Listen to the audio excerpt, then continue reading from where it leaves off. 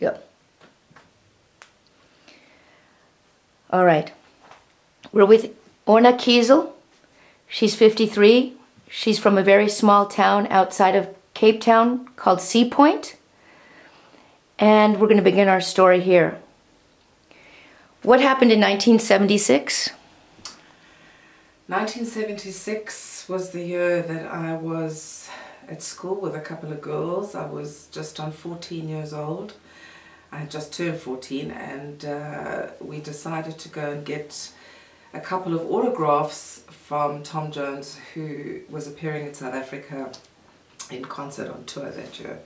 It had been in the papers, and one of the girls had mentioned in art class that we were interested in joining her and going to get an autograph. So we agreed. Okay. And did you have television at the time? Did you know who Tom Jones was? There was no real media outside of radio, which had sporadic news times, and the newspaper. So yes, we knew via obviously the odd records that were out in the day, but it wasn't like today's media by any means. So why don't you go ahead and tell us the full story? You walk a couple of short blocks to the President Hotel. Say it in your own words.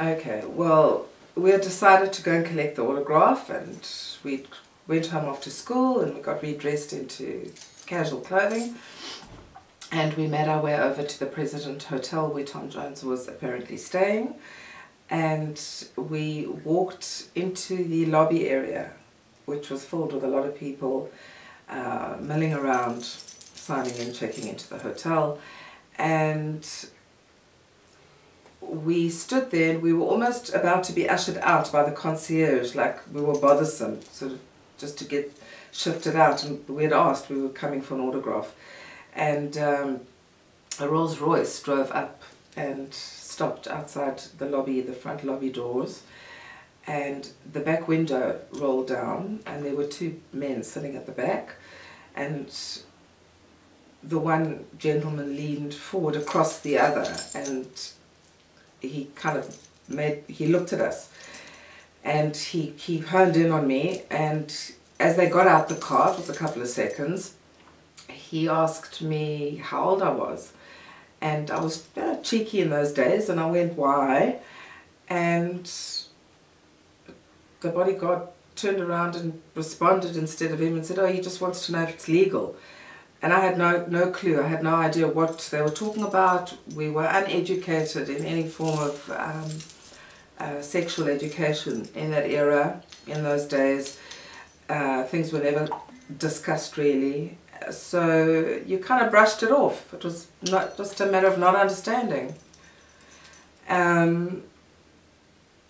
He disappeared. Well, probably went upstairs, wherever. But as he was leaving, he had mentioned to the guy that he was with, which we later found out was his bodyguard. Cut. Okay. I'm sorry, did I mention names? Hold on.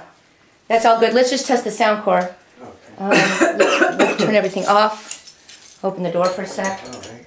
Everybody's cell phones are off, right? Except for mine that just went off. Yeah, I heard Zap in the other room. Sorry, did I mention names? Okay, sound is great. Let's start from the beginning. That was a good. All right, here's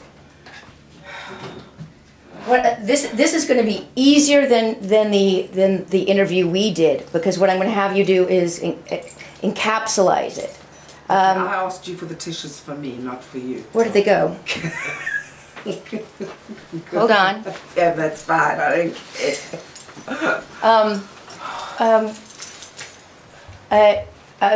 In 1976, I was barely 14. In March of 1976, I was barely 14. I lived in Sea Point, South Africa, which had a population of probably just a couple of thousand people in a half a square mile. My girlfriends at art class had mentioned they'd heard Tom Jones. She suggested we get an autograph. We went home and got out of our school clothes. School clothes. You don't even have to go that far. Okay. And then we got there, and right when we got there, he drove up. So you don't have to put in every detail.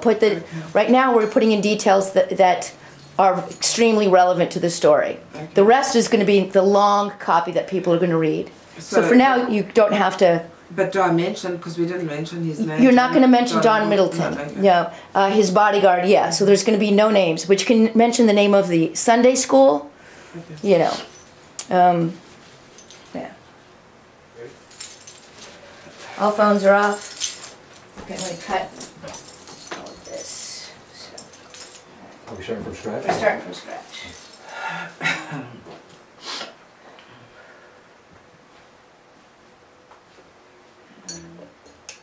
Why is this doing that? Get rid of this. Stop. Alright.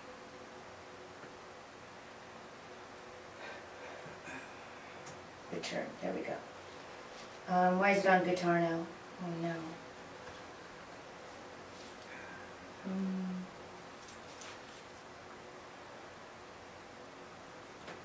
Just give me a quick recording. Test. Orna, quick recording. Hi, my name is Orna and I'm a porn star. At least you can keep some, yeah. Good. Okay. Breathe, girl. Okay, one more time. Hi, my name is Orna. I'm from Cape Town, South Africa. I work with the Big Five. Alright. Play.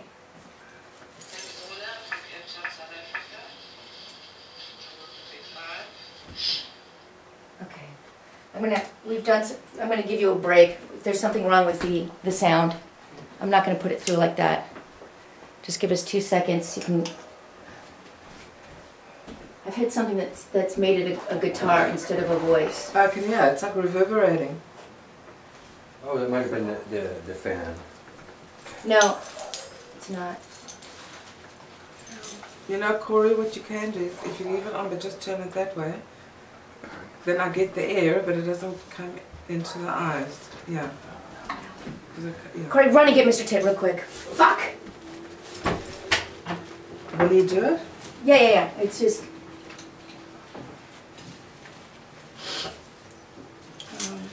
So, Pat, here we sit.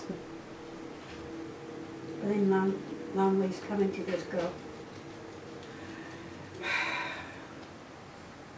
Got it! Fixed it! He's long gone. Core? He's long gone. Where is he? He's running next door to get Mr. Tate. Oh. Who's a muso that has given them the microphones and things to do it. Because what she wants to do with this is that this is going to go live on TV, some American stations or whatever. But it's her work. So she doesn't want to get all the big stations to do it, otherwise she doesn't earn anything. Water? And she's 100% in a goblet. I do say. You just check that there are no dragons in there. Alright, take 2, here we go.